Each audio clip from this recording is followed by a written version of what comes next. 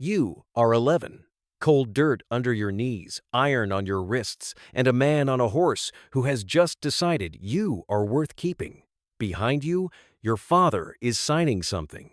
Your little brother's hand is shaking in yours. You squeeze it so he won't cry. The translator murmurs one word to the rider. The rider almost smiles. He knows the word the translator just said. The word is hostage. The boy he just bought is you. The man is Sultan Murad II of an empire larger than any thought your father ever finished, and the price your father just paid is your life. Level 1. The hostage. They walk you and your brother Radu into the court at Edirne. The chains come off. A velvet cage closes. Two boys from a small place south of the Carpathians, in a hall whose ceiling is higher than any roof you have ever stood under, with a single blood-red carpet running to a throne you can barely see. You learn, in the first hour, that a smile here can be a sentence. You learn that the man who controls the fear in the room controls everyone else in it. You do not have a name for the lesson yet. You are taking notes nobody assigned. The court is teaching you something it does not know. It is teaching, and every stake that ever made the empire afraid of your name, every single one begins in this room. A wooden stake. You don't know the word for it yet. Inside you, a doctrine begins to grow. Terror is the only language power respects. Outside you, the empire that owns you only gets larger. Level 2. The lessons. You are 13. They educate you well. They have a use for you.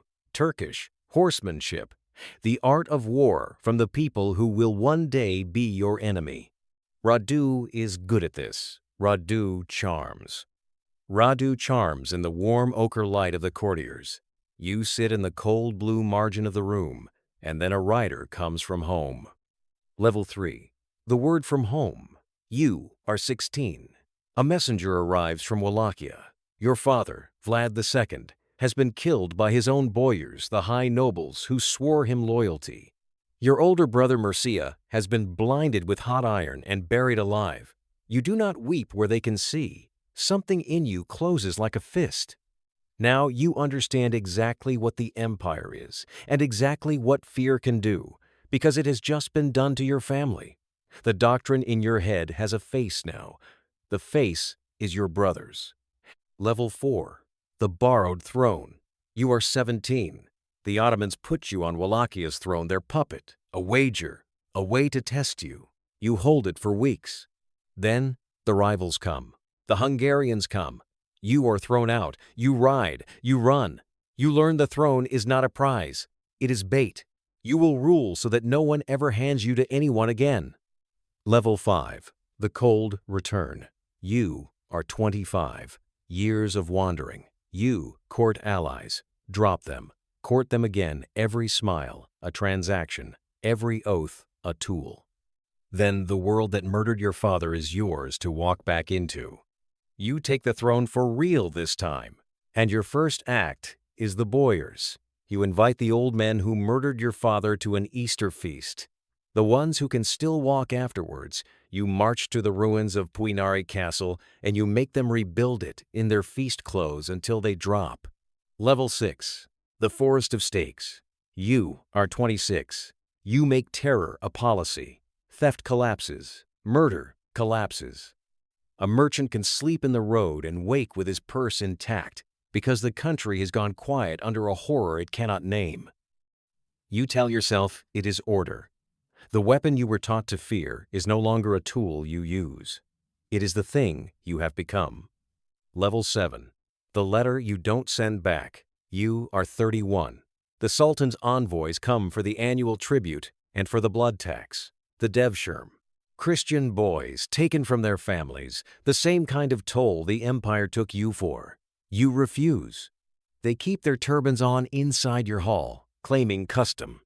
You order the turbans nailed to their heads, so the custom may be permanent. Across the Bosphorus, Mehmed, the boy you grew up beside in that court, now the man who took Constantinople, is coming for you with the largest army ever sent into Europe. All of it. Level 8. The Night Attack. You are still 31.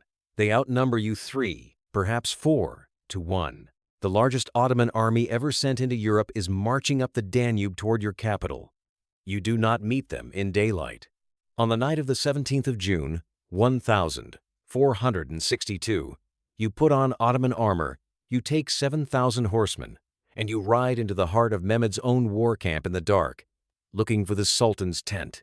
You miss him by one wrong turn, but for one night, the boy the empire captured turns the empire afraid of the dark.